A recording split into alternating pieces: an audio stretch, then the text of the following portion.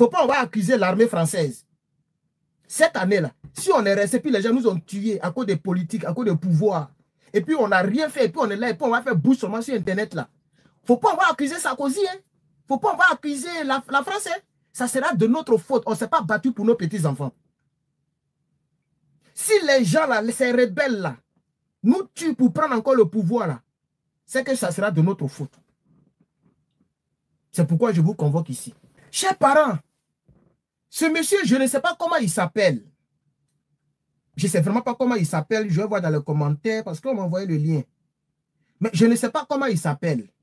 Tout à l'heure, on va lire les commentaires des Ivoiriens en bas de la vidéo. Les gens pensent que les Ivoiriens ont peur comme hier. Quand les Soro Guillaume et puis les rebelles nous tuaient là. Les gens pensent que, même hier, on n'avait pas peur. Parce que quand on écoute les Lading les chiffres et ces gens de rebelles là, et lui qui était en France qui dit, quand vous, et puis ils ont tous le même message. Hein. Quand vous me regardez là, je ne sais pas quelqu'un qui a peur. Est-ce que la violence, on écrit ça sur le visage? Sur le visage. La violence là, on ne vend pas ça au marché.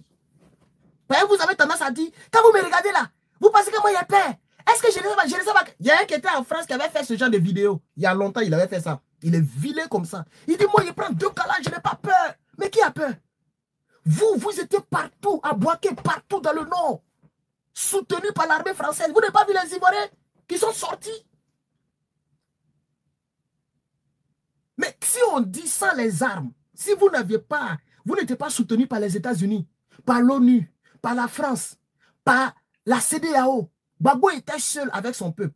Mais là, vous étiez beaucoup plus armés que nous. Et puis, non seulement vous étiez beaucoup plus armés que nous, mais chez nous, il y a eu des traites. Les Mangou, qui était le premier responsable de toutes les armées de Côte d'Ivoire, il nous a trahis. Kassaraté, le patron de la gendarmerie, il nous a trahis. Il y avait des traites jusqu'à nos seins. Notre premier ministre, qu'on a nommé pour la paix, il nous a trahis, il nous a tapé dans le dos. Il est reparti avec les rebelles. Et il est venu en tant que premier ministre, il a infiltré le gouvernement. C'est comme ça. Mais malgré ça, là, est-ce que c'est en octobre vous avez pris le pouvoir? Vous avez pris le pouvoir en 2011. Ça devait vous dire quelque chose. Vous étiez armés, vous avez rempli Hôtel de Golf, rebelles partout. Mais vous avez pris le pouvoir là. C'est jusqu'en avril là-bas, 2011, que vous avez pris le pouvoir. Ça devait vous dire quelque chose. Ça veut dire qu'on a tenu un peu. Ça veut dire que malgré que vous tuiez, mais on était là. Donc ne pensez pas que c'est vous seul qui avez gros cœur. C'est parce que votre force était plus élevée que la nôtre. Parce que les Blancs nous bombardaient. Obama était sur nous. Tout le monde était sur nous. CEDEAO était sur nous. On n'avait aucun pays qui nous soutient. Mais si c'est gâté là, vous savez très bien que les 3 pays que je connais là, ils vont profiter pour régler leur compte. Vous pas qu'ils vont nous laisser tomber. Imaginez que c'est gâté en Côte d'Ivoire. Yoromani. Mais il y a déjà des gens qui sont à vos frontières. Mon frère Yoromani, il est au Burkina. L'ancien rebelle, il est de l'autre côté. Lui, son cœur est gâté actuellement où? Actuellement là, lui, il n'est pas prêt pour trahir la rébellion, pour dire les vérités, parce qu'il ne veut pas se compromettre, il ne veut pas se créer des problèmes. Mais si c'est gâté là, ce gars-là, il va rentrer aussi. Et s'il rentre là, il ne sait pas sûr qu'il va vous soutenir. Et puis, chez vous, les Djoula là, parce que lui là, je l'ai entendu, nous les petits Djoula, on n'a pas peur. Ce n'est plus comme avant, hein. Il y a plein de Djoula qui étaient RDA hier, qui sont prêts à vous beaucoup. J'ai comme l'impression que vous êtes amnésique. Actuellement là, Yoromani. Yoromani. Le Kamikala, je suis là. Regarde, c'est parce que chez nous, en Côte d'Ivoire, il n'y a pas une loi qui permet aux gens d'avoir les armes. Sinon, si on dit colo là, on va se casser la gueule pour rien. Ça, c'est 1. Vous n'êtes pas plus maudits que nous. Ça, c'est 2. Mais vous étiez plus armés que nous. Sinon, si c'était comme les États-Unis, vous allez tomber sur Djokwe pour tuer tout le monde. Imaginez-vous que Djokwe était un État des États-Unis où tous les citoyens sont armés. Regarde. Regarde. Lui qui parle et puis il montre le truc là. TikTok n'aime pas ça. TikTok n'aime pas ça. Il a caché. Il a montré mon 9 mm à ce salaud là. Regarde ici. Il a bien montré ça même. Toi qui parles là, voilà mon Glock ici. Si on pouvait lui envoyer la vidéo, tu vois. Ça c'est pas jouer. Hein. Ça là. Regarde. Ça là c'est pas jouer. Hein. Ça là, ça tue. Et moi j'ai ça légalement. Ça veut dire que tu as fait capture d'écran. Tu vas envoyer à la police. Et mais on va se moquer de toi. Parce que c'est légal. La constitution me permet d'avoir ça. Et je peux l'utiliser si ma vie est menacée. C'est parce qu'en Côte d'Ivoire, ça n'existe pas que vous avez tué nos parents. Sinon, arme là, pour utiliser là, est-ce qu'on est obligé d'aller voir Mahomet à la Mecque? On est obligé d'aller à Galilée pour aller voir Jésus-Christ. Pour utiliser arme là, tu as ça, tu tires. Tu vises, tu tires. C'est tout. Donc on a comme l'impression que vous êtes les plus fous. Mais il n'y a pas de problème. Il n'y a pas de problème. Il n'y a pas de problème. Je vais continuer mon direct. TikTok, revenez, je suis désolé. On peut aller là-bas, on ne monte pas les trucs comme ça. Non, vous comprenez, non? Vous comprenez? Moi, j'ai un truc, AR-15. Kalash des Américains, là, j'ai ça, c'est couché là-bas. Et puis, j'ai calibre 12. Mais ça, on m'a dit de ne pas montrer ça parce que ça fait trop peur. Ça ne fait pas trop peur. Mais l'autre, là, c'est trop, ça fait vraiment peur. Et ça fait trop gangster. Mais j'ai ça encore. Vous comprenez, non? Donc, quand je vois le gars qui a mis tout des Kalash, il a mis Kalash dans son cou, et puis il fait des vidéos. Nous là, quand vous nous regardez, on a peur. Quand vous nous regardez là, est-ce que pour faire ça là, est-ce qu'on est obligé d'aller à la Mecque? On est obligé d'aller à la Mecque ou à Galilée. On est obligé de manger le Coran ou même de manger la Bible. Ou bien on est obligé d'aller dans le Mougou Satan. On a comme l'impression que vous pensez que vous êtes les plus intelligents. Encore, vous êtes les plus illettrés. Les plus bêtes là, c'est vous. Les gens qui ne savent pas parler français, c'est vous. Les gens qui ne sont pas arrivés loin à l'école, c'est vous. Les plus maudits, c'est vous. Les gens qui vivent dans les quartiers précaires, c'est vous. Mais vous êtes au pouvoir. Mais quand on dit Djoulaboukou et Niawa, s'il y a trop, il y a 2 BT, il y a 3 Baoulé, il y a 2 Ani, c'est vous qui êtes partout. Et puis vous embrouillez les gens. Cette année-là, peut-être que vous allez dire à Macron de venir me prendre pour m'envoyer au Burkina Faso aussi. Parce que je ne vais pas me taire et puis vous allez effrayer mes parents. On va mobiliser, on va se mobiliser sur la toile ici. Ça a commencé comme ça, hein. Yoromani, il est arrivé au Burkina Faso, ce buzz-là, c'est déjà passé. Maintenant, on est dans la réalité, On va se dire les vérités. Et vous savez que, contrairement à Yoromani, que vous avez fatigué avec Macron, nous, là, ça ne marche pas avec nous. Il y a la guêpe qui vous a malmené ici. Vous avez tout fait. Elle est toujours aux États-Unis. Elle baille.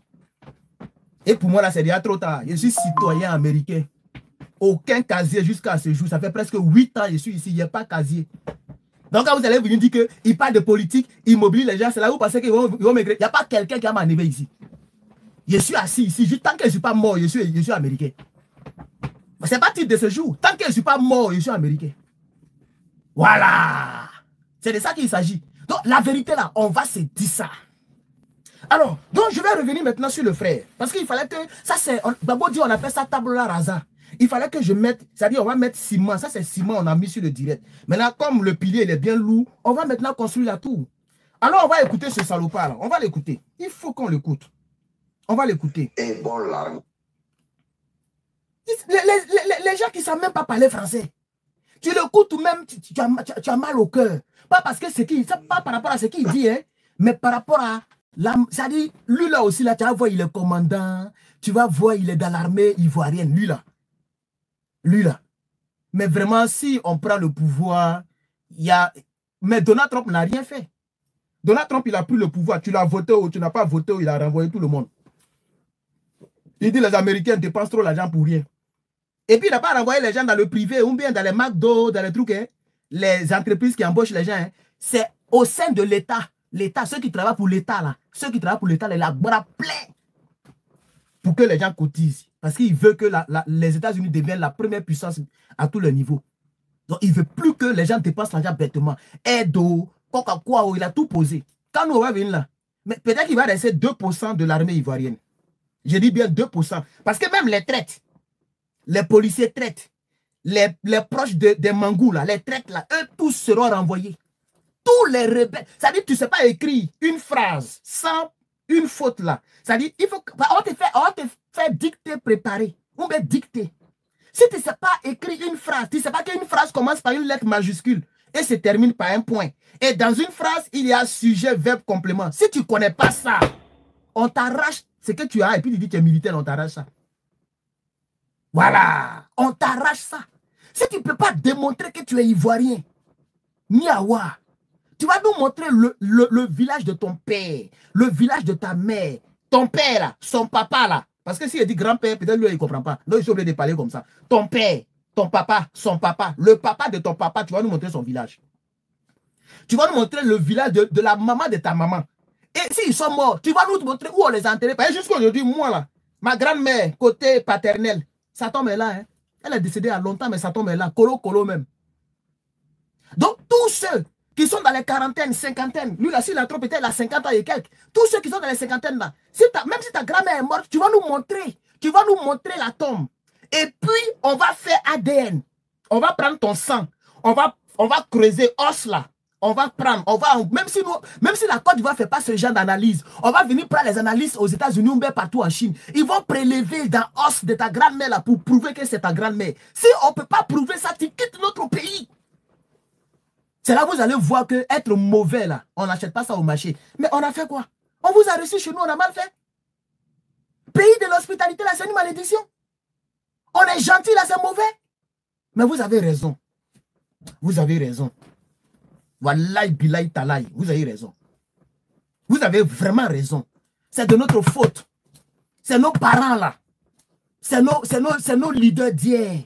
C'est eux qui vous ont permis tout ça là. Moi, je suis président de la République. Peut-être jusqu'à présent, la Côte d'Ivoire est en guerre.